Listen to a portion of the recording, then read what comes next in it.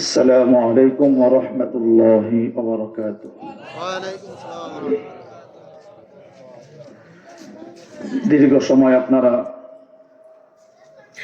ঈমানদীপ্ত জ্বালাময়ী বক্তব্য শুনে আসছেন, আপনাদের কেমন লাগলো?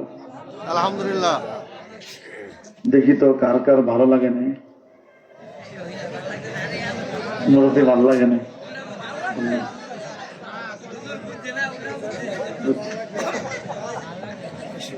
আচ্ছা, ভালো যে লাগছে এটা একটু প্রকাশ করতে পারবেন? অনেকে বাইরে আসতে চাইতেছে, মানুষ দেখতে জায়গা নেই, যেন চলে যাইতেছে। আমাদের সামান্য কষ্টের কারণে যদি একজন ভাই বসে কিছু দিনের কথা শুনতে পারে, এই সবটা আমাদের হবে না? একটু কষ্ট করে সামনের দিকে আগে যাই, একটু কষ্ট করি, কেউ মনে কিছু না নেই। ওই যে যুবক ভাইরা পিছনে বসে আছে, সকলে ইউটিউবে আমার আলোচনা শুনে আসছে কিছু শোনার জন্য। একটু মাঠটা গুছায় ফেলি, কেউ উঠে না দেয়, একটু সামনের দিকে চলে আসি, সামনের জায়গাটা কেউ ফাঁকা না রাখে। আজকে ইনশাআল্লাহ ঈমানদীপ্ত আলোচনাই হবে, কি বলেন? ঈমানদীপ্ত আলোচনা ইনশাআল্লাহ হবে। ঘুমায় থাকার দিন নাই, জাগ্রত হওয়ার দিন শুরু হয়ে গেছে। ঠিক আছে, একটু কাছে চলে আসেন। মাশাআল্লাহ, মাঠ ভরে যেতেছে। ওই যে যুবক ভাইরা মাঠে মাঝখানে ফাঁকা জায়গা আছে, মাঝখানে এসে পড়ো, মাঝখানে এসে পড়ো। আলহামদুলিল্লাহ, আলহামদুলিল্লাহি আলা নি'মাতিল ঈমান ونعمة الإحسان والقرآن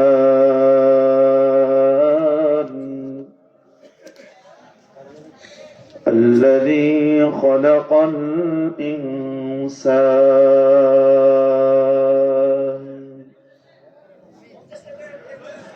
وعلمه من البيان ما لم يعلم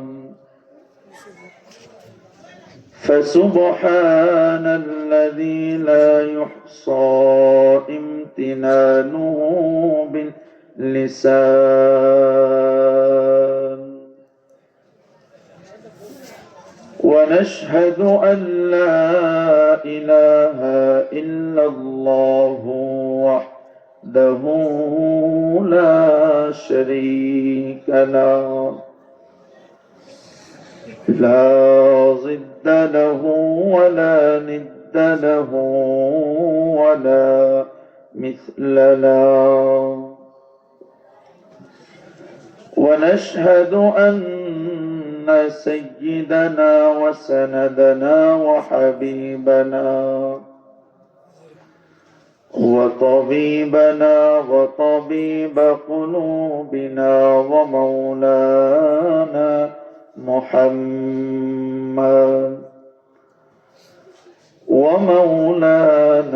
محمدا عبده ورسوله صلى الله تعالى عليه وعلى آله وأصحابه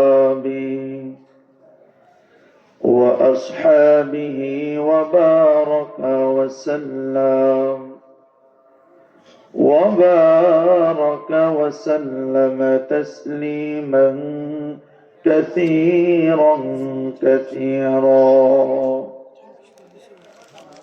الذي أرسله الله تعالى بالحق بشيرا ونذيرا وداعيا إلى الله بإذنه وسراجا منيرا أما بعد فأعوذ بالله من الشيطان الرجيم بسم الله الرحمن الرحيم أتل ما أوحي إليك إليك من الكتاب وأقم الصلاة إن الصلاة تنهى عن الفحشاء والمنكر ولذكر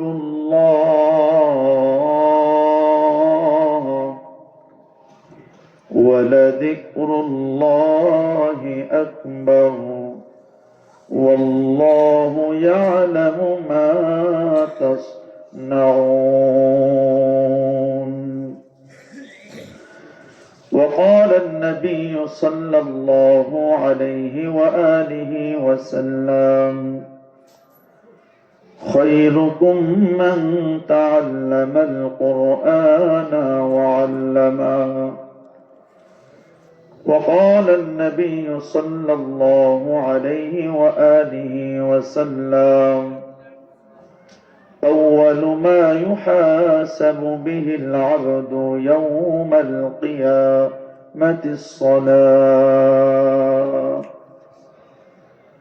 صدق الله مولانا العظيم وصدق رسوله النبي الأمي الكريم ونحن على ذلك من الشاهدين والشاكرين والحمد لله رب العالمين.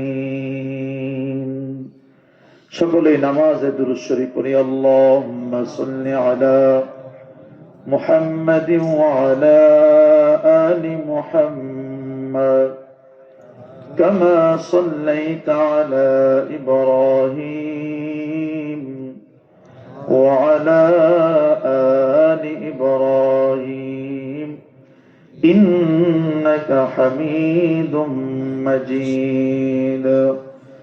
اللهم بارك على محمد وعلى آل محمد كما باركت على إبراهيم وعلى آل إبراهيم إنك حميد مجيد. عشق محبوب خدا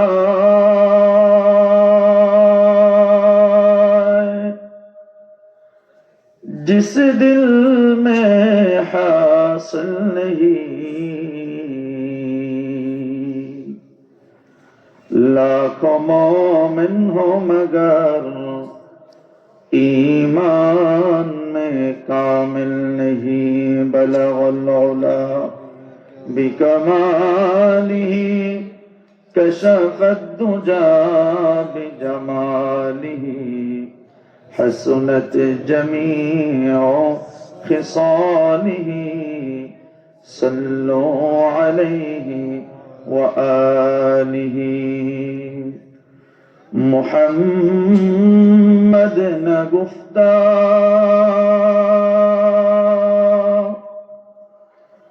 तान गुफ्ता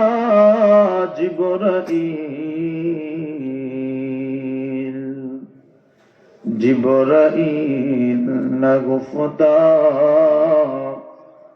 तान गुफ्ता रब्बुल जलील ला इलाहा। আরেকটু মুহাব্বতের সাথে আওয়াজ দিয়ে সকলে বলি লা ইলাহা ইল্লাল্লাহ লা ইলাহা লা ইলাহা ইল্লাল্লাহ লা ইলাহা একদিন তোমারি নাম মসজিদে হবে এলান, ঠিক কিনা? একদিন তোমারি নাম মসজিদে হবে এলান।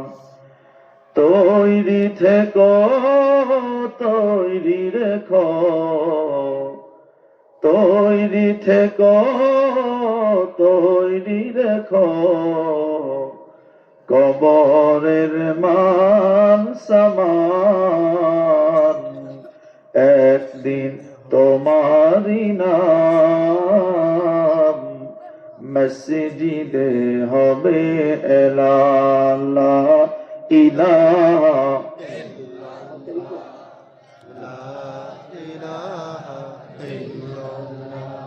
লা ইলাহা ইল্লাল্লাহ, লা ইলাহা লা ইলাহা ইল্লাল্লাহ মুহাম্মাদুর রাসূলুল্লাহ সাল্লাল্লাহু আলাইহি ওয়া আলিহি ওয়াসাল্লাম। বর্তলী আনোয়ারুল উলুম মাদ্রাসা ও এতিমখানার উদ্যোগে 55তম বার্ষিক, মাশাআল্লাহ, 55তম বার্ষিক ইসলামী মহাসম্মেলনের মুহতারাম সভাপতি, সহসভাপতি, প্রধান অতিথি, বিশেষ অতিথিবৃন্দ, মুআজ্জাজ ও মুকাররম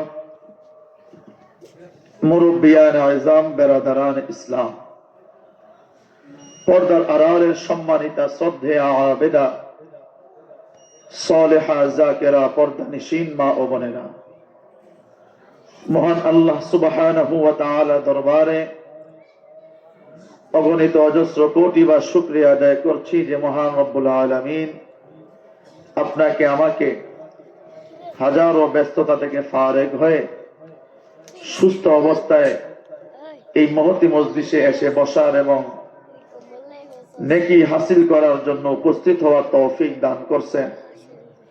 এজন্য আমরা সে মহান রব্বুল আলামিনের দরবারে শুকরিয়া আদায় করে বলি আলহামদুলিল্লাহ। আলহামদুলিল্লাহ। একটু আগে যে আওয়াজ ছিল এই আওয়াজটা আজকে নাই। হ্যাঁ, আচ্ছা, আওয়াজটা পাইলাম না, কারণ আমরা হইলাম আবেগী হুজুগে বাঙালি। বুঝতে পারলেন? মুসলমান যতদিন পর্যন্ত তার অস্তিত্ব ভুলে নাই ততদিন পর্যন্ত মুসলমানের দিকে কেউ তাকানোরও সুযোগ পায় নাই। যেদিন থেকে মুসলমান নিজের অস্তিত্ব ভুলে গেছে, যেদিন থেকে মুসলমান নিজের মুসলমানিত্ব ভুলে গেছে, যেদিন থেকে মুসলমান আল্লাহ এবং রসুলের পরিচয় ভুলে গেছে, যেদিন থেকে মুসলমান ইসলামের শাসনবাদ দিয়া খ্রিস্টানদের শাসন মানা শুরু করেছে, ওই দিন থেকে মুসলমানদের কাঁধের উপর ইহুদির বাচ্চারা শাসন করার ক্ষমতা পাইছে।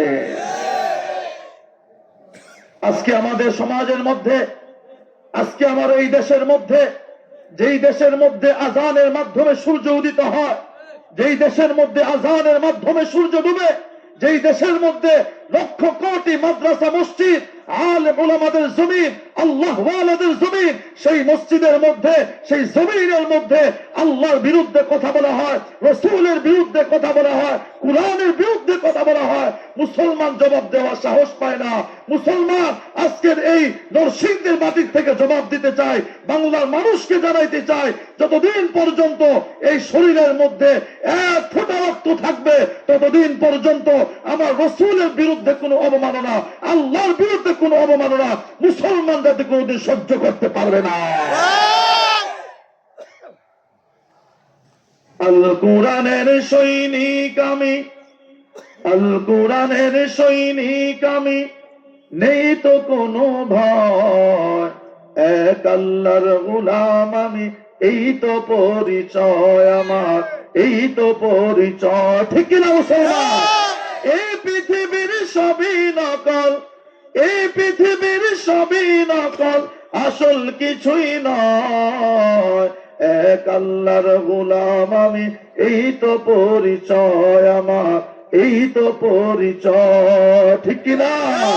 দেখি দুইটা হাত আল্লাহকে একটু দেখায় দেন, কেউ যেন হাত নিচু করে না রাখে, দুইটা হাত মুঠ করে আমি নারে তাকবীর দিব, আপনারা আল্লাহু আকবার বলবেন, আশেপাশে সমস্ত নাস্তিকদের মধ্য যেন থরথর করে কাঁপা শুরু হয়ে যায়। নারে তাকবীর, নারে তাকবীর, আল্লাহু আকবার। দিন ইসলাম, দিন ইসলাম। জিন্দাবাদ, জিন্দাবাদ। আজকের মাহফিল আলেম উলামা যেখানে। আমরা খ্রিস্টানে। ঠিক আছে, দুইটা হাত নামায় ফেলে অল্প কিছুক্ষণ সময় আমাকে দেওয়া যাবে? ইনশাআল্লাহ। হ্যাঁ, ঘন্টা খানিক সময়, এর বেশি আলোচনা করা সম্ভব না। এলোপাতারি ভাবে অনেকে আলোচনা করে না 2-3 ঘন্টা, এর দ্বারা কিন্তু কিছু পাওয়া যায় না, কারণ ফজরের নামাজ সামনে আছে। বেশি লম্বা করতে গেলে ফজর নামাজ করে পাইবেন না, বুঝতে পারলেন? ঠিক। এজন্য আরেকটা অনুরোধ থাকবে, আলোচনা শেষ না কইরা গিয়া কেউ চায়ের স্টুলাতে বাহিরে গিয়া সমালোচনা কইরেন না। যেহেতু দূর থেকে বক্তা আনছেন, দেখেন কিছু শিখা যায় কিনা। আজকের এই মঞ্চটা হয়ে গেছে একটা কৌতুকের জায়গা। কেউ নাচে, কেউ হাসে, কেউ নাচানাচি করে, কেউ উল্টা পাল্টা করে, কামের কোনো কথাই বলে না। অথচ একটা মাহফিল আয়োজন করতে গেলে কত কষ্ট হয়, এটা একটা আয়োজক বৃন্দরা জানে।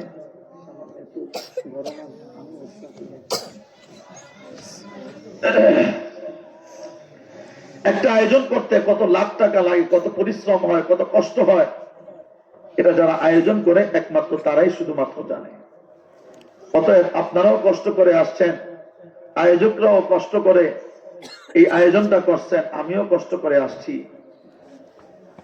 আপনারা যেই আশা নিয়ে আসছেন, ঢাকার বক্তা অনেক সুন্দর টান দিবে, মনটা জুড়ে যাবে, অনেকে ইউটিউবে আলোচনা শুনে আসছেন, ইনশাল্লাহ সেগুলো হবে। তার আগে আমরা অল্প কিছু শিক্ষণীয় কথা শুনে যাই, কি বলেন? শোনা যাবে তো ইনশাআল্লাহ? ইনশাআল্লাহ।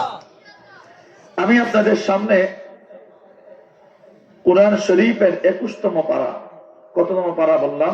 21তম। 21তম পারা, প্রথম পৃষ্ঠার প্রথম আড়াই লাইন আমি আপনাদের সামনে তেলাওয়াত করছি। পারা নাম্বার বললাম কত? 21। পৃষ্ঠা নাম্বার বললাম কত? 1। আপনাদের ঝিমায় গেছেন কেন? বলতেছেন এতক্ষণ ছিল গরম, এখন হয়ে গেল নরম, এতক্ষণ ছিল আজরাইল, এখন হয়ে গেল জিব্রাইল, এমন নাকি? না। বেশি গরম হয়ে গেলে আবার রশি বেশি টাইট দিলে যেমন ছিঁড়ে যাবে, বুঝতে পারছেন? যেমন উমরে ফারুককেও লাগবে, তেমন আবু বকরকেও লাগবে। যেমন আব্দুল কাদের জিলানীকেও লাগবে, তেমন ইমাম গাজালিকেও লাগবে।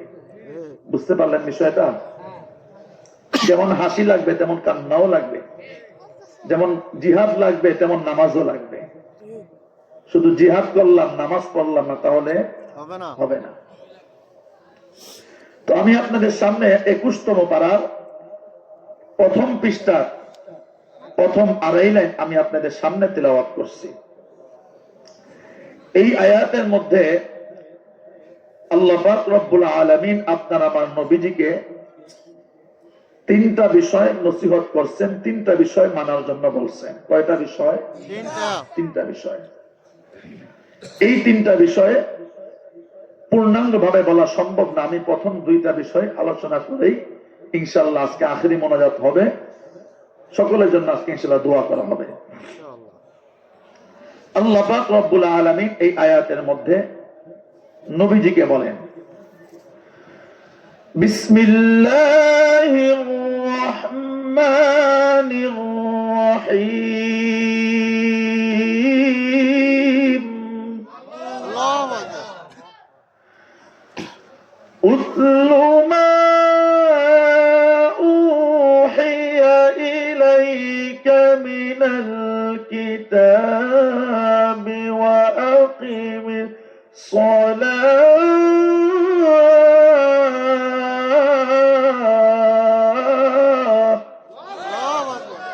আল্লাহ তাআলা এই আয়াতের মধ্যে আপনার আমার নবীকে ডেকে বলতেছেন, হে রাসূল, মা উহিয়া ইলাইকা মিনাল কিতাব, আপনার উপর ওহীর মাধ্যমে যে কিতাবটা আমি আল্লাহ নাযিল করেছি, আপনাদের কাছে একটু জানতে চাই, আল্লাহ পাক ওহীর মাধ্যমে আপনার আমার নবীর উপর কোন কিতাবটা নাযিল করেছেন?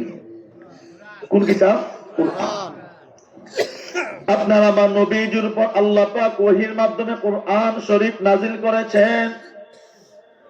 আল্লাহ তাআলা বলতেছেন, হে রাসূল, এই কিতাব, এই কোরআন উতলু, আপনি তেলাওয়াত করো, এই কিতাব আপনি তেলাওয়াত করুন। আল্লাহ পাক আপনার আমার নবীজিকে যে কিতাবটা তেলাওয়াত করার জন্য বলছেন, ওই কিতাবটা আপনার আমার তেলাওয়াত করা দরকার আছে না নাই? জোরে বলতে হবে মুসলমান, আছে না নাই? আল্লাহ নবীজি আল্লাহ পাকের আদেশ পাওয়ার পর এই কিতাব, এই কালামুল্লাহ এত বেশি তিলাওয়াত করেছেন। তিলাওয়াত করতে করতে নবীজির জিহ্বা এত বেশি নড়তে থাকতো, আল্লাহ তাআলা বলতেছেন, হে রাসূল, আপনি আপনার জিহ্বাকে এত বেশি কেন নাড়াচাড়া করেন? আল্লাহ নবীজি বলতে লাগলেন, যেন আমি কোরআন শরীফ ভুলে না যাই। আল্লাহ তাআলা বলতেছেন, চিন্তা করার কোনো কারণ নাই, আমার কালাম আমি আপনার অন্তরের ভিতর আমি কুদরতি ভাবে জমা করে দিব। সুবহানাল্লাহ। আমি আপনাদের কাছে জানতে চাই, এই কোরআন কোথায় পড়া হয়? একটু জোরে বলো মুসলমান, কোথায়? সিনেমা হলে নাকি? স্কুলের মধ্যে নাকি? স্কুলের বিরোধিতা করি না, মাদ্রাসারও বিরোধিতা করি না, আলিয়ারও বিরোধিতা করি না। এক কথায় বুঝাইতে চাই, পৃথিবীর শ্রেষ্ঠ গ্রন্থ, পৃথিবীর শ্রেষ্ঠ কালাম আল্লাহর কোরআন এই দুনিয়ার এক জায়গায় পড়ানো হয়, সেটা হলো দ্বীনে ইলমি মাদ্রাসা। ঠিক কি না? একটা এলাকার মধ্যে যদি কোনো এমপি মন্ত্রী থাকে, একটা ইউনিয়নের মধ্যে শত শত ঘর, এই শত শত ঘরের এত দাম নাই, যেই ঘরের মধ্যে এমপি মন্ত্রী থাকে ওই ঘরের দাম বেশি। ওই ঘরটা দেখবেন অনেক পুলিশ সেনাবাহিনী দিয়া পাহারা দেওয়া হয়। ঠিক কিনা? আল্লাহু আকবার। এই কোরআন এমন একটা দামি কিতাব, এই কোরআন যে শহরের উপর নাজিল হয়েছে, এই শহরের দাম আল্লাহ তাআলা বাড়ায়া দিয়েছেন। এই কোরআন যে নবীর উপর নাজিল হয়েছে, সেই নবীর দাম আল্লাহ বাড়ায়া দিয়েছেন। এই কোরআন যে পাহাড়ের উপর নাজিল হয়েছে, সেই পাহাড়ের দাম বাড়ায়া দিয়েছেন। এই কোরআন যেই রেহালের উপর রাখা হয়, ওই রেহালের দাম আল্লাহ তাআলা বাড়ায়া দিয়েছেন। এই কোরআনের সাথে যে কাপড়টা লাগে, ওই গিলাফের দাম আল্লাহ বাড়ায়া দিয়েছে। ঠিক তদ্রূপ সারা পৃথিবীর মধ্যে যতগুলো ঘর আছে, সারা পৃথিবীর মধ্যে যতগুলো বাড়ি আছে, সারা পৃথিবীর মধ্যে যতগুলো অট্টালিকা আছে, সব চাইতে দামি ঘর হলো মাদ্রাসা। কারণ এই মাদ্রাসার মধ্যে পৃথিবীর শ্রেষ্ঠ গ্রন্থ তেলাওয়াত করা হয়। ঠিক কিনা? কিন্তু আফসোস লাগে মুসলমান, দুঃখ লাগে, অন্তর বড় বড় কষ্ট। নিজের ঘরটা চাকচিক্য করে বানাইতে পারো, নিজের ঘরের মধ্যে টাইলস দিতে পারো, কিন্তু মাদ্রাসার মধ্যে টাকার অভাবে বৃষ্টির আর কুয়াশার পানি পড়ে, একটা বারো তোমার অন্তর টাকা দে না, একটা বারো তোমার অন্তর টাকা দে। এই কোরআন আল্লাহ তাআলা দুনিয়ার মধ্যে পাঠাইছেন। এই দুনিয়ার মধ্যে আমরা আসার পর কত আযাব, কত গজব আপনার আমার উপর আসে, কিন্তু তারপরও আমরা বেঁচে যাই। কারণ একটাই মাত্র কারণ, সেটা হলো আল্লাহর কালামে লক্ষাধিক হাফেজে কোরআন এই নরসিংদীর মাটিতে অবস্থান করতেছে, ঠিক কিনা? নতুবা কয়েকদিন আগে, এক সপ্তাহের মধ্যে যেই পরিমাণ ভূমিকম্প আপনার এই নরসিংদীতেই হলো, এর থেকে ছোট্ট পরিমাণ আকারেও ভূমিকম্প হলে আমেরিকা তুরস্কের মতো জমিন ঠাস ঠাস ধস ধস করে পড়ে যায়। আর মুসলমান বাংলার জমিন, গরিবের জমিন, অসহায়ের জমিন, একটা দিনও একটা দালানো ভাঙতে আমরা শুনলাম না। এই বাংলার জমিনে এত আযাব, এত গজব হয়, তারপরও আমার বাংলার মাটি কেন ধ্বংস হয় না? বিশ্বাস যদি না করো, গভীর রাত্রে এই মাদ্রাসায় আসিয়া দেখিও, ছোট্ট ছোট্ট বাচ্চা ঠান্ডা পানি দিয়া ওযু বানাইয়া সেজদায় পড়ে চোখের পানি ফালাইয়া ডাক দিতে থাকে, মালিক, আমার এলাকার মানুষ এরা বুঝে না, তাদেরকে তুমি শাস্তি দিও না। এই ছোট্ট ছোট্ট বাচ্চাগুলো কারো মা নাই, কারো বাবাও নাই, তারপরও আল্লাহকে ডাকে, আল্লাহ, একটু মায়া করে ডাক দিয়া বলেন না আল্লাহ। এই ছোট্ট বাচ্চাগুলো আল্লাহর কাছে বলে, মালিক, আমার মাকে ফালাইয়া আমি আসছি, আমার বাবাকে আমি ফালাইয়া আসছি, একটাই মাত্র কারণ, আমি যেন হক্কানি আলেম হতে পারি। একটাই মাত্র কারণ রে মাওলা, আমি যেন কোরআনের হাফেজ না হইয়া মাদ্রাসা থেকে না যাই। আল্লাহ তাআলা ওই ছোট্ট বাচ্চার চোখের পানির দিকে তাকায়া আপনি আমি যত অন্যায় করি না কেন, আল্লাহ পাক আপনার আমার সব গুনাহ ক্ষমা করে দেয়, সব গুনাহ ক্ষমা করে দেয়। নতুবা এই বাংলার মাটিতে কি আছে, কি আছে? প্রত্যেকটা দালানি একেবারে টাস করে ভেঙ্গে জমিনের সাথে মুহূর্তের মধ্যে মিশা যাইত, মুহূর্তের মধ্যে মিশা যাইত। আমি যে বাড়িতে থাকি, যদি কখনো ঢাকায় যাওয়া সম্ভব হয়, আপনাদের হুজুরের কাছে নাম্বার আছে, নাম্বার নিয়ে যায়। আমি যে বাড়িতে থাকি, এই বাড়িটা হলো 16 তলা বিল্ডিং। কততলা বিল্ডিং? 16 তলা। 120টা পরিবার থাকে। কয়টা পরিবার? 120টা পরিবার।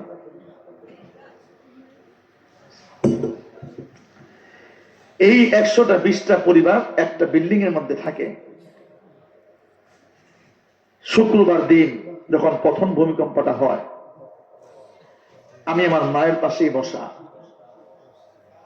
দ্বিতীয় যখন ঝাঁকুনিটা দিচ্ছে, দেখলাম কেমন জানি এরকম দুইলা যাইতেছে, মহিলারা পুরুষরা সকলেই চিৎকার দিতেছে। আমি থাকি 8 তলায়। ভাবলাম দৌড় দিয়ে কাজ হবে কি, মরতে যদি হয় নরসিংদী এসে মরতে হবে, বাঁচতে যদি হয় মক্কাও গিয়ে ইনশাল্লাহ বাঁচবো। বুঝতে পারলেন? কিন্তু একটা হইয়া থামে নাই, কয়েকটা হইতেই আছে।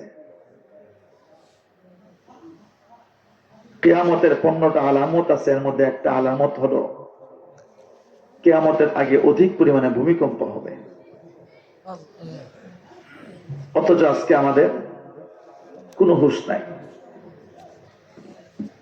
আমি আপনাদের কাছে জানতে চাই, এই এলাকার মধ্যে আজকে যে পরিমাণ মানুষ আসছেন, এই পরিমাণ মানুষ কি এলাকায় অবস্থান করে? হ্যাঁ, অনেক বেশি অবস্থান করে।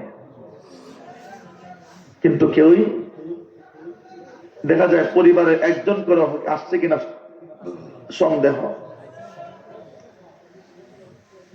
2014 সালে যখন ভূমিকম্প হয়েছিল তখন আমি মাদ্রাসায় পড়ি। বিকাল 4টায় হয়েছিল, ফজরের সময় দেখছি 5 তলা মসজিদ ভরে গেছে। কিন্তু এবার যে হইল শুক্রবার দিন, ঢাকা এক মসজিদে জুমা পড়াই, যেই মুসল্লি সেই মুসল্লি, কারো বিবেক নাড়া দেয় নাই।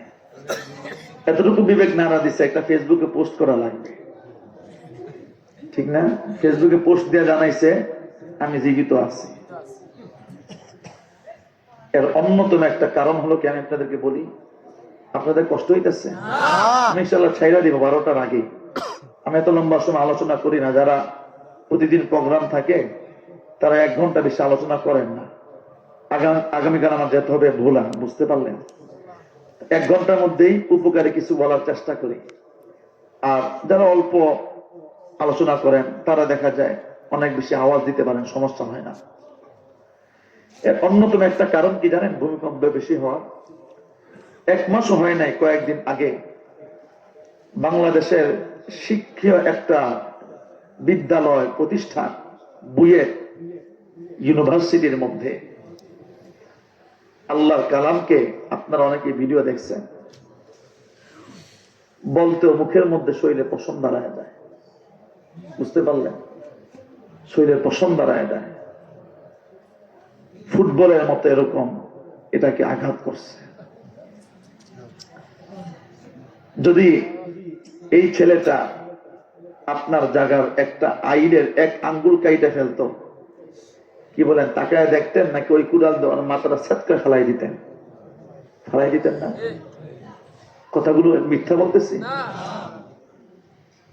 কিন্তু আল্লাহর কুরআনকে এরকম অবমাননা করছে। পাশে দিয়া শিক্ষিত ছেলেরা হেঁটে গেছে, কিন্তু ওকে দুইরা ছিটতে পারে নাই, ওকে দুইরা ছিটতে পারে নাই। যদি ওই দিন ওকে শিক্ষিত একেবারে শাসন করে দিত, ওই দিন যদি ওকে উপযুক্ত শাস্তি দিয়ে দিত, ওই দিন যদি ওর 14 গোষ্ঠী মুলাই দিত, এরপর এই আউল নামে বাউল না আমার আল্লাহকে নিয়া, আমার রসুলকে নিয়া একটা কটূক্তি করার সাহস পাইত না। কিন্তু কিছুই বলে নাই। যখন নিজের গায়ে পড়ে তখন গিয়া কথা বলে, যখন নিজের গায়ে পড়ে না তখন গিয়া কথা বলে না। আমরা এই মাইকের সামনে এই সমস্ত নাস্তিকদের বিরুদ্ধে কথা বললে, এই সমস্ত ইহুদিদের বাচ্চাদের বিরুদ্ধে কথা বললে আমাদেরকে সুন্দর সুন্দর মিষ্টি কথা শোনানো হয়, ওয়াজ করবে, এগুলো বলো কেন? তোমার বাপের নামে বললে যেমন লাগে, আমার রসুলের বিরুদ্ধে বললে তেমনই লাগে। তোমার মায়ের নামে বললে তোমার যেমন লাগে, আমার আল্লাহর নামে বললে তেমনই লাগে। অতএব আজকে থেকে রক্ত গরম করে চলতে হবে। সবকিছু ছাড় চলবে, কিন্তু ইসলামের বেলায় কোনো ছাড় চলবে না, রসুলের বেলায় কোনো ছাড় চলবে না, আল্লাহর বিরুদ্ধে কথা বললে কোনো ছাড় চলবে না।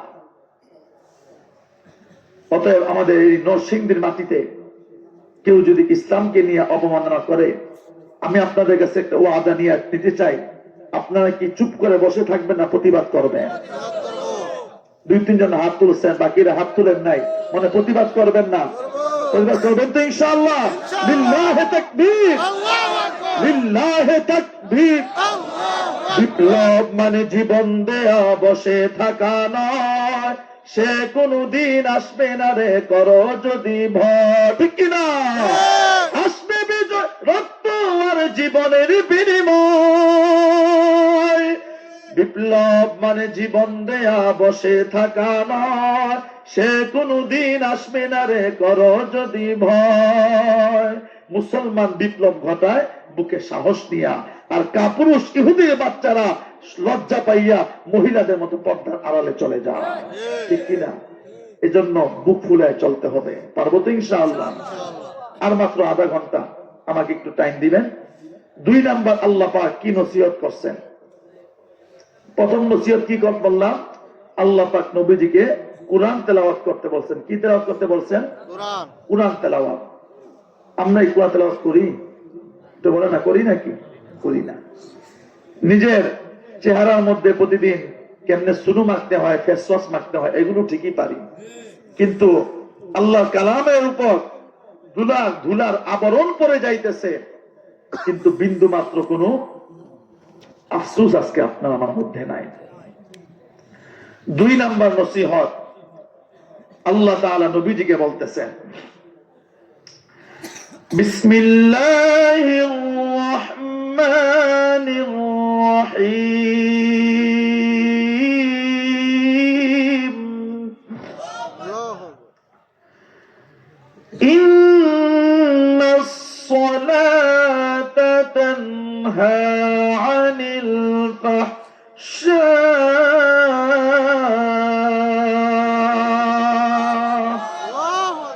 আল্লাহ তাআলা নবীজিকে 2 নাম্বার নসিহত করতেছেন, হে রাসূল ওয়া আকিমিস সালাহ, আপনি নামাজ কায়েম করুন, নামাজ প্রতিষ্ঠা করুন।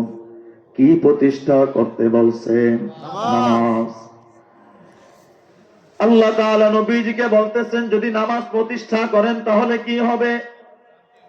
ইন্নাস সালাতা তানহা আনিল ফাহশাই ওয়াল মুনকার, কেউ যদি নামাজ ঠিকমতো পড়ে, আল্লাহ তাআলা বলতেছেন ওই নামাজ তাকে সব ধরনের অশ্লীল অন্যায় কাজ থেকে বিরত রাখবে। অশ্লীল অন্যায় কাজ থেকে বিরত রাখবে। বলতে পারেন হুজুর আমি তো নামাজ পড়ি আজকে 50 বছর, কিন্তু আমি তো মিথ্যার অন্যায় ছাড়তে পারি নাই, আমি তো সুদ ঘুষের অন্যায় ছাড়তে পারি নাই, আমি তো আরেকজনের সাথে চিটারি বাটপারি ছাড়তে পারি নাই। আল্লাহ নবীজির কাছে একবার সাহাবায়ে কেরাম গিয়া বলেন, ইয়া রাসূলুল্লাহ, ইয়া হাবিবাল্লাহ, আমাদের অমুক সাহাবী ভাই আপনার হাতে ঈমান আনছে, আবার মিথ্যাও কথা বলে, আবার মানুষকে ঘুষ দেয়, সে তো নামাজ পড়ে আবার ঠিকই গুনাহ করে। আল্লাহ নবীজি বলতে লাগলেন, তোমরা চিন্তা করিও না, সে যদি ঠিক মতো নামাজ পড়ে তাহলে আমি নবী কথা দিলাম এই নামাজই তাকে অন্যায় কাজ থেকে বাঁচাবে। আমি আপনাদের কাছে জানতে চাই আল্লাহ নবীজি কি বলছেন? ঠিক মতো নামাজ পড়লেই তাকে বাঁচাবে, ঠিক কিনা? আমি আপনি যখন দুনিয়ায় আসার পর ঈমান আনছি, ঈমানের পর এই ইসলামের মধ্যে 4টা বিধান আছে। কয়টা বিধান? 4টা। 1 নাম্বার হলো নামাজ, 2 নাম্বার হলো রোজা, 3 নাম্বার হলো হজ, 4 নাম্বার হলো যাকাত। কয়টা বললাম? 4টা। 1 নাম্বার হলো রোজা, 1 নাম্বার হলো নামাজ, 2 নাম্বার হলো রোজা, 3 নাম্বার হলো হজ, 4 নাম্বার হলো যাকাত। আমি আপনাদের কাছে জানতে চাই যাকাত কি প্রতিদিন দেওয়া ফরজ নাকি বছরে একবার দেওয়া ফরজ? বছরে একবার। একটু জবাব দিতে হবে মুসলমান, বছরে একবার ফরজ না প্রতিদিন ফরজ? বছরে একবার ফরজ। সবার উপর ফরজ নাকি যার কাছে নেশাব পরিমাণ সম্পদ আছে তার উপর ফরজ? যার কাছে নেশাব পরিমাণ সম্পদ আছে তার উপর যাকাত দেওয়া ফরজ। 2 নাম্বার হলো হজ। এই হজ কি প্রতিদিন করা ফরজ নাকি বছরে একবার করা ফরজ? বছরে একবার ফরজ নয়, জীবনে একবার ফরজ। সকলের জন্য ফরজ নয়, বরং যার কাছে হজ করার মতো সম্পদ আছে তার উপর ফরজ। 3 নাম্বার হলো রোজা। রোজা কি সকলের জন্য প্রতিদিন রাখা ফরজ নাকি? একটু কথা বলেন, প্রতিদিন রাখা ফরজ না, বছরে 1 মাস ফরজ। সারা বছর রাখা কিন্তু ফরজ নয়, কিন্তু একটা মাত্র বিধান আছে যেটা হলো প্রতিদিন ফরজ। একবার ফরজ নয় বরং 5 বার করে ফরজ। ওই বিধানটার নাম কি? একটু জোরে বলো মুসলমান, ওই বিধানটার নাম কি? নামাজ। অথচ এই বিধানের প্রতি আমাদের কতটা অবহেলা, এই বিধানের প্রতি আমাদের কতটা অলসতা আজকে আমাদের চলে আসছে। আল্লাহ নবীজি বলেন, তুমি যদি এই নামাজটা ঠিক মতো না পড়ো, তাহলে আল্লাহর দয়ার নজর তোমার উপর থাকবে না। ঠিক কি না? আল্লাহর দয়ার নজর তোমার উপর থাকবে না। আল্লাহ নবীজি বলেন, যেই ব্যক্তি নামাজ পড়ে না, ওই ব্যক্তি শুধু বেনামাজির অন্যায় যে পায় এমনটা নয়, বরং ওই ব্যক্তির হাতে ইসলামকে ধ্বংস করা হয়। এটা এর আগে কখনো শুনছেন না এই প্রথম শুনলেন? যেই ব্যক্তি নামাজ ছাড়ে ওই ব্যক্তি শুধু বেনামাজির গুনাহ পায় না, বরং তার হাতের মাধ্যমে ইসলামকে ধ্বংস করে দেওয়া হয়। আল্লাহ নবীজি বলেন, আস-সালাতু ইমাদুদ্দিন, মান আকামাহা ফাকাদ আকামাদ-দ্বীন ওয়া মান তারাকাহা ফাকাদ হাদামাদ-দ্বীন। যে নামাজ তরক করে সে দ্বীনকেই ধ্বংস করে ফেলে। যেই ব্যক্তি নামাজকে কায়েম করে সে ইসলামকে কায়েম করে। অতএব বোঝা গেল, নামাজ যদি আমি আপনি ছেড়ে দেই, তাহলে আমি আপনি আমার ইসলামকে নিজের হাতে শেষ করে ফেলি। নিজের হাতে কি করে ফেলি? শেষ করে ফেলি। 2 নাম্বার, নামাজ এই জিনিসটা কি? নামাজ ওই জিনিসটা কি? আল্লাহর নবীজি বলতেছেন, নামাজ হইল 2টা জিনিস। 1 নাম্বার হইল নামাজ চাবি, 2 নাম্বার হলো নামাজ একটা থার্মোমিটার। 1 নাম্বার কি বললাম? নামাজ চাবি। 2 নাম্বার কি বললাম? থার্মোমিটার। বুঝেন? ওই যে জ্বর মাপে এগুলো। 1 নাম্বার হলো নামাজ চাবি। আল্লাহ নবীজি বলতেছেন, আস-সালাতু মিফতাহুল জান্নাহ, নামাজ হলো তোমার জান্নাতের চাবিকাঠি। তোমার আমলনামার মধ্যে যাকাতের সওয়াব আছে, তোমার আমলনামার মধ্যে হজের সওয়াব আছে, তোমার আমলনামার মধ্যে রোজার সওয়াব আছে। এক কথায় তুমি জান্নাতি হইয়া আল্লাহর আরশে গিয়া উঠছো। কিন্তু তোমার কাছে যদি জান্নাতের চাবি নামাজ না থাকে, সারাটা হাসরের ময়দান আল্লাহর কাছে বলবে, আল্লাহ জান্নাতে যাইতে চাই, জান্নাতে যাওয়ার চাবি দাও। আল্লাহ বলবেন, জান্নাতের চাবি তো আমার কাছে নয়, জান্নাতের চাবি দুনিয়া থেকে আনতে হয়। কোন জায়গা থেকে আনতে হয়? দুনিয়া থেকে নিতে হয়। 1 নাম্বার হলো নামাজ জান্নাতের চাবি। 2 নাম্বার হলো নামাজ কষ্টি পাথর। 2 নাম্বার হলো নামাজ একটা থার্মোমিটার। কিসের থার্মোমিটার? আল্লাহ নবীজি বলেন, বাইনাল ঈমানি ওয়াশ শিরকি তারকুস সালাহ। নামাজ হইল একজন মুসলিম আরেকজন মুসলিমের মাঝে পার্থক্যকারী থার্মোমিটার। আপনি যদি নামাজ পড়েন আপনি মুসলিম, আর আপনি যদি নামাজ না পড়েন তাহলে আপনি অমুসলিমদের কাতারে চলে যাবেন। অতএব আপনি আজকের থেকে জেনে নেন আপনি নামাজ ঠিক মতো পড়তেছেন কিনা। যদি পড়েন আপনি মুসলমান, আর যদি নামাজ না পড়েন তাহলে আপনি তসলিমার দলের অন্তর্ভুক্ত হয়ে যাইতেছে। ঠিক কিনা? 3 নাম্বার হলো নামাজের উদ্দেশ্য কি? নামাজের উদ্দেশ্য হলো আল্লাহর সন্তুষ্টি পাওয়া। আল্লাহর সন্তুষ্টি হাসিল করাই হইল নামাজের উদ্দেশ্য। আল্লাহ তাআলা বলতেছেন, আল্লাহ সন্তুষ্টি কারা পাবে? আল্লাহ সন্তুষ্টি পারা পাবে আল্লাহ তাআলা সূরা মুমিনুন 18তম পারার প্রথম পৃষ্ঠার মধ্যে বলেন, قد أفلح المؤمنون الذين هم في صلاتهم خاشعون।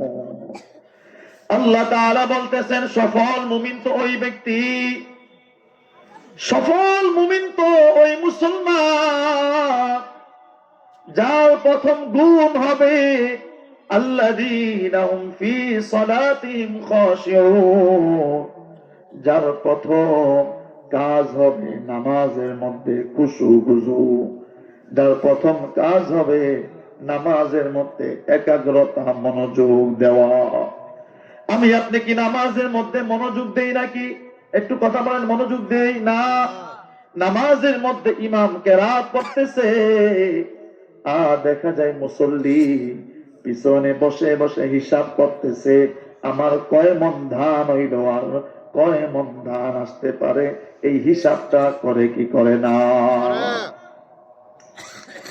নামাজে দাঁড়াইয়া হিসাব করে, আমার বিরুদ্ধে অমুকে কথা বলছে, তাকে তো ধরতে হবে, কেমনে ধরা যায় এই ফিকিরটা দেখবেন মাথার মধ্যে করতে থাকে। এরকম নামাজ, ওই নামাজকে আল্লাহ তাআলা বলেন আল্লাযীনা হুম ফি সালাতিহিম সাহুন, ওই নামাজীকে তার নামাজ ধ্বংস বদদুয়া করতে থাকে। ওই নামাজের উপর আল্লাহ তাআলা ধমক। নামাজের প্রতি কেমন মনোযোগ বাড়াবেন,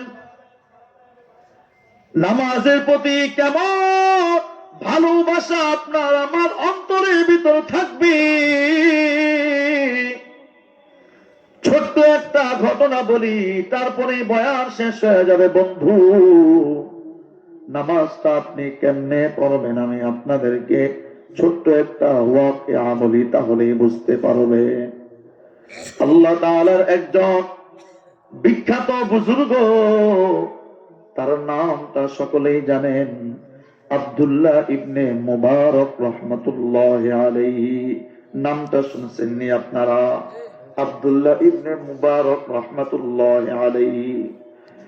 আব্দুল্লাহ ইবনে মুবারক যখন দুনিয়া থেকে চলে গেছেন, তার এক বন্ধু তাকে স্বপ্নে যুগে দেখতেছে, আব্দুল্লাহ কবরের মধ্যে সুন্দর হালতে আছে, ভালো অবস্থানে আছে। আব্দুল্লাহ ইবনে মুবারকের বন্ধু তাকে জিজ্ঞাসা করলো, দোস্ত তোমাকে দেখি কবরের মধ্যে তুমি ভালো অবস্থানে আছো, এটা কেমনে সম্ভব? আব্দুল্লাহ ইবনে মুবারক স্বপ্ন যুগে বলতে লাগলেন, বন্ধু ভালো করে শুনো, আমার ভালো অবস্থান দেখে তুমি আফসোস করতেছো, কিন্তু আমি তোমাকে আরেকটা ঠিকানা দিয়া দেই। আমার ঘরের পাশে গিয়া আরেকটা ঘর পাইবা, ওই ঘর হইল একজন কামারের ঘর। কামার বুঝেন আপনারা? ওই যে দাওবতি বানায়। আমার ঘরের পাশে একজন কামারের ঘর।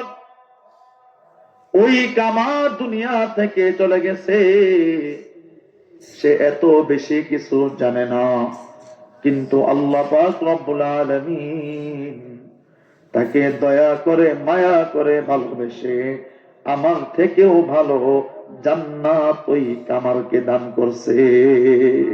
বলবেন না সুবহানাল্লাহ? আব্দুল্লাহ ইবনে মুবারকের বন্ধুর ঘুম ভেঙে গেল। ঘুম থেকে উঠে দ্রুত হেঁটে হেঁটে ওই কামারের বাড়ি যাইতেছে। কামারের বাড়ি গিয়া কামারের আত্মীয় স্বজনকে জিজ্ঞাসা করবে। আব্দুল্লাহ ইবনে মুবারকের বন্ধু ওই কামারের ঘরে দরওয়াজায় গিয়া আওয়াজ দিতে লাগলো, আসো, কে আসো? আমি আব্দুল্লাহ ইবনে মুবারকের বন্ধু, আমাকে একটু দরজা খুলে দাও, আমি কিছু জিনিস জানতে আসছি।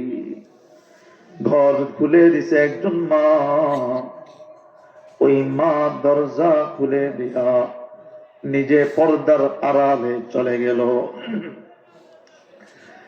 ওই বন্ধু জিজ্ঞাসা করতে লাগলো, মা আপনি কে, আপনার কি পরিচয়? ওই মহিলা বলতে লাগলো, আমার পরিচয় হলো আপনি যার ঘরে আসছেন আমি তার প্রিয়তমা স্ত্রী। ওই বন্ধু জিজ্ঞাসা করতে লাগলো, আপনার স্বামী কি দুনিয়ার থেকে চলে গেছে? হ্যাঁ, দুনিয়ার থেকে চলে গেছে। আপনার স্বামী সম্পর্কে আমি একটা জিনিস জানতে পারছি, আপনার স্বামী নাকি আব্দুল্লাহ ইবনে মুবারকের থেকে আরো ভালো জান্নাতে আছে। ও মা, আমি আপনার কাছে জানতে চাই আপনার স্বামী এমন কি আচরণ করছে যে আচরণের কারণে আমার আল্লাহ তাকে এত সুন্দর জান্নাত দান করছে। সুবহানাল্লাহ। সুবহানাল্লাহ। পর্দার আড়াল থেকে ওই মহিলা বলতে লাগলো, আব্দুল্লাহ ইবনে মুবারকের বন্ধু, আমার স্বামী মূর্খ মানুষ, আমার স্বামী তো কিছুই জানতো না, কামারগিরি করতো, দাউ বানাইতো, বটি বানাইতো, সব কিছু করতো। আমার স্বামীর সাথে আমি দোকানে যাইতাম, যখন বডির মধ্যে হাতুড়ি দিয়া বাড়ি মারতো তখন বলতো আল্লাহ, আবার যখন হাতুড়িটা উঠাইতো তখন বলতো আল্লাহ, হাতুড়িটা যখন নামাইতো তখন বলতো আল্লাহ। হাতুড়ি উঠানো অবস্থায় মসজিদ থেকে যদি আওয়াজ আসতো হাইয়া আলাস সালাহ, আসো নামাজের দিকে আসো, আমার স্বামী ওই হাতুড়িটার নিচে নামাইতো না, বরং ওই হাতুড়িটা পিছনে ফালাইয়া দৌড় দিয়া নামাজে যাইতো। আমার স্বামী নামাজে গিয়া সেজদায় পড়িয়া আল্লাহকে বলতো আল্লাহ, আজকে আমি মূর্খ, আমি অশিক্ষিত রে মালিক, কিন্তু আমি নামাজ কেমনে পড়তে হয় ভালো করে জানি না। যখনই তোমার ঘর থেকে আওয়াজ হয় তখনই আমি আর দেরি করি না, দৌড় দিয়া তোমার ঘরে চলে আসি। পর্দার আড়াল থেকে ওই মা বলতে লাগলো, হে আল্লাহর বান্দা, আমার স্বামী 2 নাম্বার গুণ ছিল। আমার স্বামী যখন রাতের বেলা পানির পিপাসা লাগতো অথবা প্রস্রাবের চাপ দিত, আমার স্বামী রাতের বেলা যখন ঘুম থেকে উঠা লাগতো তখন ঘর থেকে বাইর হইয়া দাঁড়াইতো। আমার স্বামী ঘর থেকে বাইর হইয়া দাঁড়াইয়া অপলক দৃষ্টিতে ছাদের উপর তাকায়া দেখতো আব্দুল্লাহ ইবনে মুবারক দাঁড়াইয়া দাঁড়াইয়া তাহাজ্জুদের নামাজ পড়তেছে, তাহাজ্জুদের নামাজ পড়তেছে আব্দুল্লাহ ইবনে মুবারক। আমার স্বামী ওই আব্দুল্লাহ ইবনে মুবারককে দেখতো আর চোখ দিয়া পানি ফালাইতো। আর আমার স্বামী অন্তরটা নরম করিয়া আল্লাহকে বলতে লাগলো, রে মালিক, আব্দুল্লাহ ইবনে মুবারকের কপাল কত ধন্য, কত ধন্য গো, তোমার কাছে সারাটা রাত্র দাঁড়ায় দাঁড়ায় নামাজ পড়তে পারি, কিন্তু আমি কামার, আমি মূর্খ মানুষ, আমারও মন চায় নামাজ পড়তে, কিন্তু আমার শরীরে তো সায় দেন রে আল্লাহ। এইভাবে করে কান্না করতো আর চোখের পানি ফালাইতো। ও নরসিংদীর মুসলমান যুবক, সন্তানের মা বৃদ্ধ বাবাজি, আল্লাহ পাক আপনাকে দুনিয়ায় কত আপন করে বানাইছে, আপনাকে কত নিয়ামত দিয়ে আমার আল্লাহ আপনাকে সর্বক্ষণ ঢেকে রাখতেছেন। ওই আল্লাহ আপনার আমার কাছে বেশি কিছু চায় না, ওই আল্লাহ আপনার আমার কাছে বেশি কিছু আবদার করে নাই, একটাই মাত্র আবদার করছে।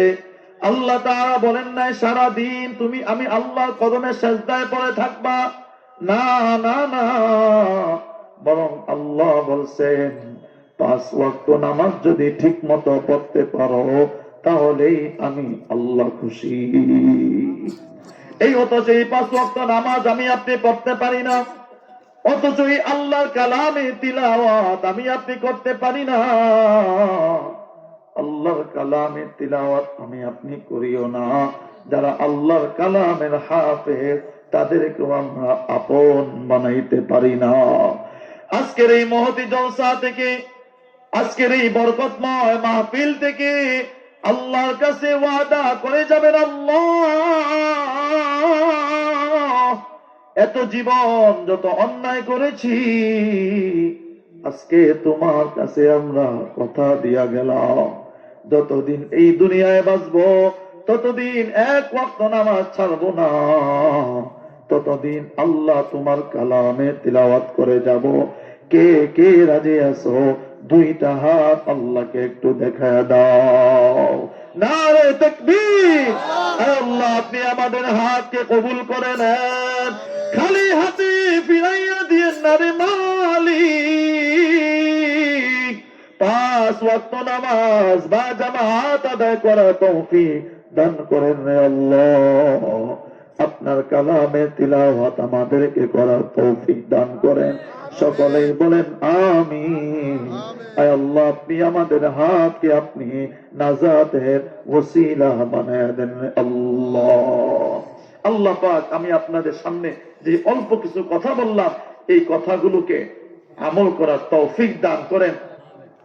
দেখেন বন্ধু, প্রতিদিন মসজিদের মাইকের মধ্যে 5 বার করে মুয়াজ্জিন আপনাকে আযানের ধ্বনি শুনাইতেছে, নামাজের দিকে ডাকতেছে, কল্যাণের দিকে ডাকতেছে, অথচ আপনি আসেন না। একটা দিন এমন হবে, একটা দিন এমন আসবে মসজিদের মাইক থেকে আপনাকে ডাকা হবে না, মসজিদের মাইকে আপনাকে বলা হবে না, আপনাকে বলা হবে না নামাজের জন্য আসো, বলা হবে শোক সংবাদ, অমুক এলাকার মানুষটা আজকে দুনিয়ায় নাই, অমুক সময় জানাজা। ওই দিন আপনার না চাইলেও লাশের খাটিয়া উঠে ঠিকই মসজিদে যাওয়া লাগবে। ওই দিন আপনি না যাইতে চাইলেও আপনাকে গোসল করাইয়া কাফন পরাইয়া ঠিকই নিয়ে যাবে। ওই দিন আপনি অন্যান্য মানুষের মতো কাতারের মধ্যে দাঁড়াবেন না, বরং সকলের সামনে আপনার দাঁড়াইতে হবে। চিৎকার করবেন, অনেক কিছু বলার জন্য বলতে পারবেন না, কিছু সইতেও পারবেন না। এমন একদিন দিন আসবে, ওই সময় বলবেন কুরআন তেলাওয়াত করতে চাই। হাদিস শরীফের মধ্যে আসছে কিয়ামতের দিন আল্লাহর এই কালাম আল্লাহর কাছে বারবার বলবে, আয় আল্লাহ, ও মালিক, আমাকে যে তেলাওয়াত করছে তুমি তারে জাহান্নামে দিও না। হাদিস শরীফে আসছে তাকে হাতে ধরে আল্লাহর কালাম জান্নাতে পৌঁছানো না পর্যন্ত সে রেহাই পাবে না। কিন্তু আপনি যদি এমন হয় আল্লাহর কালামকে আপনি চিনেনি না, নামাজকে আপনি বুঝেনি না, তখন আপনার কবরের উপায়টা হবে কি? অতএব আমি আপনাদের কাছে, অনেকের বয়স হয়ে গেছে যে হুজুর আল্লাহর কালামে তো তিলাওয়াত করতে চাই, আল্লাহর কালাম তিলাওয়াত তো পড়তে চাই, কিন্তু করতে পারি না। আমি আপনাদের কাছে ছোট্ট একটা আবদার রেখে যাই, কুরআন শরীফ পড়তে পারেন আর না পারেন, অন্তত পক্ষে যারা সাহেবে কুরআন আছেন, হাফেজে কুরআন আছেন, তাদেরকে মূল্যায়ন করেন। তারা যেন সুন্দরভাবে থাকতে পারে, তারা যেন সুন্দরভাবে চলতে পারে, সেদিকে একটু সহযোগিতা করার চেষ্টা করেন। পারা যাবে তো ইনশাআল্লাহ? বলেন না ইনশাআল্লাহ? ইনশাআল্লাহ। ছোট্ট একটা আবদার রাখবো, আমি মেহমান মানুষ, রাখতে পারবেন একটু? আল্লাহর কালাম কয় পারা বলতে পারেন? হ্যাঁ, একটু জুড়ে বলেন না, কয় পারা? 30 পারা। মাত্র 30 জন ব্যক্তি, এখানে অনেক শত শত মানুষ আছেন, 30 জন ব্যক্তি চাই, বেশি না, মাত্র 500 টাকা করে। আমি মাদ্রাসার যে অবস্থা দেখলাম, কয়েকদিন আগে সিরাজগঞ্জ একটা মাহফিলে গেছিলাম। অন্যান্য আলোচকরা তো যা পারে মাহফিল কমিটি থেকে নেওয়ার চেষ্টা করে। আমি বলছি আমাকে যেটা দিলে আপনাদের মাথার উপর চাপ পড়বেন সেটা আমাকে দেন। তারা খুশি হয়েছে। আশেপাশে মালসা থেকেও আমাকে দাওয়াত দিছে। টাকার জন্য বয়ান করি না, মাহফিল করি না, আলহামদুলিল্লাহ। বিশ্বাস না হলে কল দিয়া দেখেন। টাকার জন্য বয়ান করলে সেই বয়ানে তাসির হয় না, টাকার জন্য ওয়াজ করলে সেই ওয়াজের মধ্যে তাসির হয় না। মাদ্রাসার যে অবস্থা দেখলাম, আজকে 55তম বার্ষিক ওয়াজ মাহফিল। তার মানে এই মানুষের বয়স কমপক্ষে 55 বছর। এই 55 বছর এই নরসিংদীর সবচেয়ে বড় মাদ্রাসা এটা হওয়ার কথা ছিল, কিন্তু আজকে টিনগুলো উপরের চালাগুলো এরকম ঝুলে পড়ে আছে। আমি আপনি যদি 10 মিলে লাঠিগুলো একসাথে যোগ করি তাহলে অনেক কিছু হয়ে যাবে। সারাদিন তো দিলেন, আগামী বছর এই মেলা আবারও জমবে, কিন্তু আপনি আমি সেই মেলায় থাকতে পারবো না, গ্যারান্টি নাই। কত মাহফিলে যায়, সামনের মানুষটা দেখা যায় হুট করে পরে মারা গেছে। আমিও ঢাকা পর্যন্ত যাইতে পারবো কিনা গ্যারান্টি নাই। অতএব ইদা মাতাল ইনসান ইনকাতা আনহু আমালুহু, যখন মানুষ মারা যায় তখন তার আমল বন্ধ হয়ে যায়। ইল্লা মিন সালাস, 3টা আমল এর সওয়াব কবরের মধ্যে যাইতে থাকে। এর মধ্যে একটা হলো সদকায়ে জারিয়া। 500 টাকাতে একটা হোটেলে গেলেও খরচ হয়ে যায়, 500 টাকাতে একজন মেহমানের বাসায় গেলেও খরচ হয়ে যায়। আল্লাহ নবীর এই মেহমান ঘরে যদি আপনি দিতে পারেন, আচ্ছা একটা মিনিট নাম বলবো ইনশাআল্লাহ। 30 জন তো, আমার মনে হয় 30 পারায় যাবে। কি বলেন? 1 নাম্বার কি বললেন? মোহাম্মদ ফয়সাল আছে? ওই দাঁড়াও তো দেখি বাবা, দাঁড়াও দাঁড়াও, স্মরণের কিছু নাই, দাঁড়াও। আচ্ছা, মোহাম্মদ ফয়সাল 500 টাকা তার বাবা মা আছে না মারা গেছে? আছে, অসুস্থ। আয় আল্লাহ দয়া করে আপনি ফয়সাল আব্বাকে দয়া করে সুস্থ করে দেন, সকলে বলেন আমিন। মোহাম্মদ মিলন মিয়া 500 টাকা দান করছেন, তার 2 ছেলে প্রবাসী, তাকে দোয়া চাইছেন। আয় আল্লাহ তার 2 ছেলে প্রবাস জীবনকে আপনি কবুল আর মঞ্জুর করে নেন।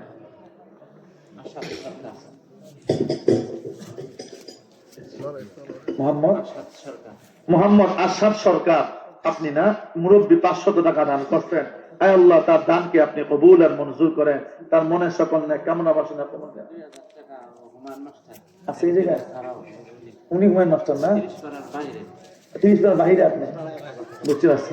হুমায়ুন মাস্টার সাহেব উনি 2000 টাকা দান করছে। আয় আল্লাহ 30,000 1000 টাকা না, 30 পাড়া 2 পাড়া 500 আচ্ছা যাক, মাশাআল্লাহ। তিনি মাশাআল্লাহ 2000 টাকা দান করছেন। আয় আল্লাহ হুমায়ুন মাস্টার সাহেবের যত জরুরিয়াত আছে আপনার সকলে বলবেন আমিন। আয় আল্লাহ আপনি তার সমস্ত জরুরিয়াতকে কবুল আর মঞ্জুর করেন, সকলে বলেন আমিন।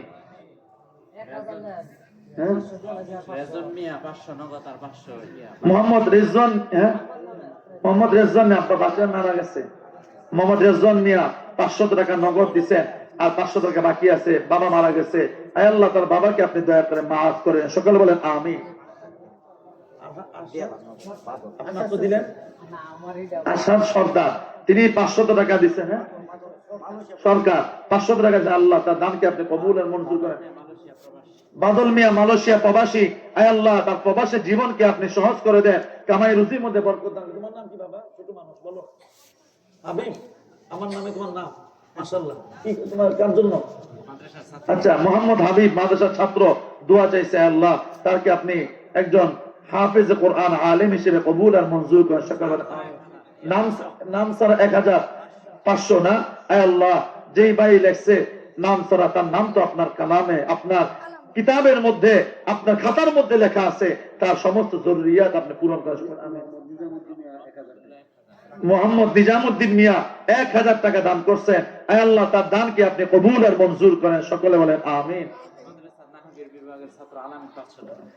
এই অত্র মাদ্রাসার নাহমি বিভাগের ছাত্র মোহাম্মদ আলামিন 500 টাকা দান করছে।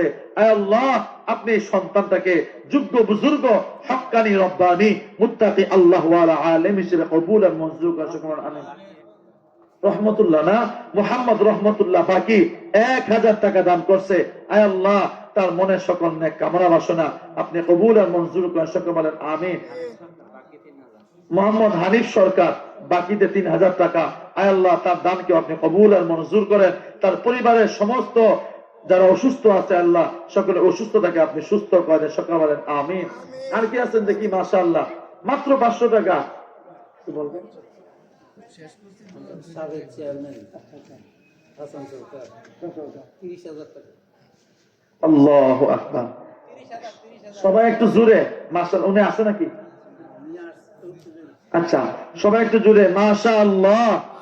আপনাদের সাবেক চেয়ারম্যান হাসান সরকার অত্র মাদ্রাসায় ৩০,০০০ টাকা দান করছেন, সকলে বলেন মাশাআল্লাহ। যদি উপস্থিত থাকতো আমি ১ লাখ লয়ে যেতাম, বুঝতে পারলেন?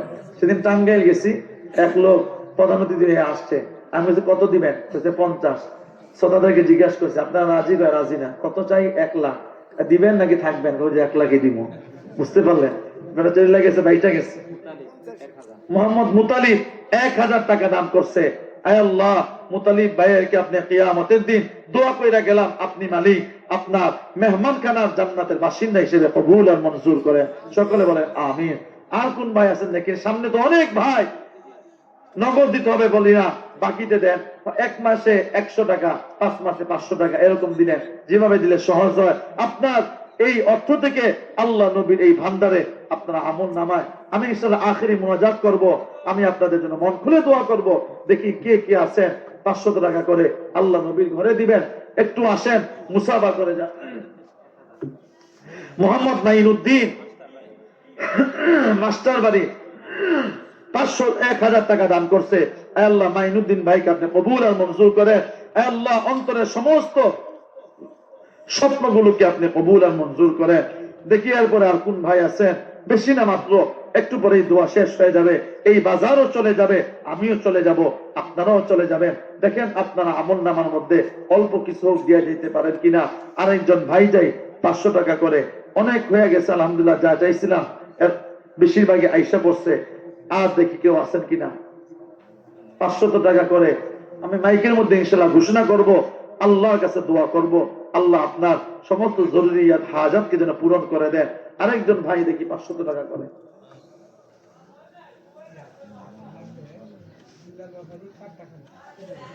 আল্লাহু আকবার, শুকর বলেন না আল্লাহু আকবার। বিল্লাল ব্যাপারী, আচ্ছা ৩,০০০ টাকা। মোহাম্মদ বিল্লাল ব্যাপারী কাটাখালী বাড়ি, তিনি ৩,০০০ টাকা দান করছেন। আল্লাহ তার দানকে আপনি কবুল আর মঞ্জুর করেন। আর কেউ আছে? আরেকজন ভাই দেখি, আমি ইনশাআল্লাহ মাইকে বলবো, সারা এলাকার সমস্ত মানুষ শুনবে, সকলে আপনার জন্য দোয়া করবে। মা বোনদের প্যান্ডেল আছে, মা বোনদের প্যান্ডেল আছে তো? মা বোনদের প্যান্ডেলে যদি কেউ দিতে চান ইনশাআল্লাহ পাঠিয়ে দিতে পারেন। আমি ইনশাআল্লাহ নাম ঘোষণা করব।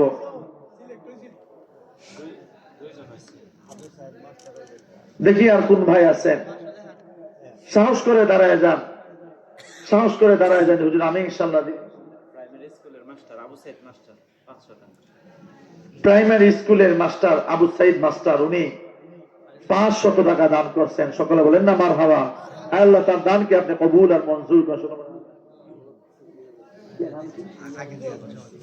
এই আবু সাইদ আপনি, ও মাশাআল্লাহ, উনি নগদ আরো ২,০০০ টাকা দিচ্ছেন। যাক, আল্লাহ আপনি তার পরিবারের মধ্যে পরস্পরে আপনি মিল মোহাব্বত বাড়ায় দেন। আর কি আছেন দেখি ৫০০ টাকা করে? আরেকজন ভাই দেখি দাঁড়ায় যান, ইনশাআল্লাহ দাঁড়ায় যান। হাজি কে উনি আছেন? আচ্ছা, হাজি আব্দুল আউয়াল, উনিও মাশাআল্লাহ ৫০০ টাকা দান করছেন। আয় আল্লাহ, তার কামাই রুজির মধ্যে আপনি ভরপুর বরকত দান করেন, সকলে বলেন না আমিন। আয় আল্লাহ, তার চলার পথে আপনি বালা মুসিবত থেকে আপনি হেফাজত করেন, সকলে বলেন আমিন। গত বছর মানে এই বছর প্যান্ডেল দিচ্ছে বসে, কিন্তু এবার বলছে দিব, কিন্তু বিবেচনার মধ্যে রাখছে। কেউ আছে? স্বপন ২০০ টাকা। আচ্ছা ঠিক আছে। এই বছরের মাইক ওই যে আবু সাইদ পাতাকান্দি আর বিছানা হামিম বাজার আর মেহমানদারি আর প্যান্ডেল দাবা কিনেছেন। আচ্ছা আচ্ছা, ফ্যান্টেল। আচ্ছা, বশির মেম্বার সাহেব গত বছরে প্যান্ডেল দিছিলেন, এই বছরে যেটা চলতেছে এটা বিবেচনায় রাখছেন, দোয়া করি। আচ্ছা, আগামী বছরটা বিবেচনায় রাখছেন। এই উনি আছেন নাকি? নাই না, চলে গেছেন। এই বছরটা আলহামদুলিল্লাহ প্যান্ডেলের খরচ বশির মেম্বার, আপনারা সকলে চিনেন ঠিক না, উনি দিয়া দিচ্ছেন। সামনের বছরটা বিবেচনা রাখছেন। আশা করি ইনশাআল্লাহ উনি সামনের বছর এই জান্নাতের সামিয়ানাটাও নিজের খরচের টাকায় দিয়া দিবেন। মাইক আবু সাইদ বাতাকান দিয়া দিচ্ছেন না? আগে বছরটা দিব। আবু সাইদ বাতাকান্দি আগামী বছর মাইক ইনশাআল্লাহ উনি দিয়া দিবেন। আচ্ছা, হামিম বাজার নাকি না? হামিম বাজার বিছানা তিনি এই বছরে দিচ্ছেন, আগামী বছর ইনশাআল্লাহ দিবেন। সামনে আছে নাকি উনি? না, দেখ মাশাআল্লাহ অনেক মনোযোগ দিয়ে আলোচনা শুনছে, যুবক মানুষ। আমাদের মাদ্রাসার মুতাল্লি বাদল মিয়া আর হচ্ছে লব মিয়া দিয়ে দিচ্ছে। এই বছর আচ্ছা, আগাম বছর বাদল মিয়া কি বললেন? বাদল মিয়া, বাদল নাম কি বললেন? বাদল মিয়া একজনই, আর লব মিয়া লব মিয়া। বছরটা দিতে অত্র মাদ্রাসার মুতাল্লি বাদল মিয়া এবং লব মিয়া এই বছরের খাবার ব্যবস্থা মেহমানদারি করছেন। দিন তো কে কে? ও এই যে না, আপনি কোন মাসে তো আমি গেছিলাম। তো এই বছরে মেহমানদারি আগে বছরে দিয়ে দিচ্ছেন না? বাকি থাকবো কি দেখি, বাকির নাম ফাঁকি, বাকি থাকলে পরে হইব না। আশা করি ইনশাল্লাহ মুতাল্লি সব দিয়ে দিবেন আগে বছর ইনশাল্লাহ মেহমান। হ্যাঁ, আচ্ছা, একজন মহিলা মা 100 টাকা দিচ্ছেন, আরেকজন মহিলা নাম নাই না, 2 বছর ছিলেন, ইনশাল্লাহ দিবেন। আচ্ছা, আরেকজন মহিলা 1000 টাকা দান করছেন। আমাদের মুতাল্লি সাহেবের কাছে আবদার রেখে গেলাম, দিব না? হ্যাঁ, আপনারা এই হুজুর এনে স্বাস্থ্য পেয়েছে তো নাকি? আচ্ছা, একটু একটু একটু যেমনি হাসি দিচ্ছেন মনে হয় আপনারা কষ্টে আছেন নাকি?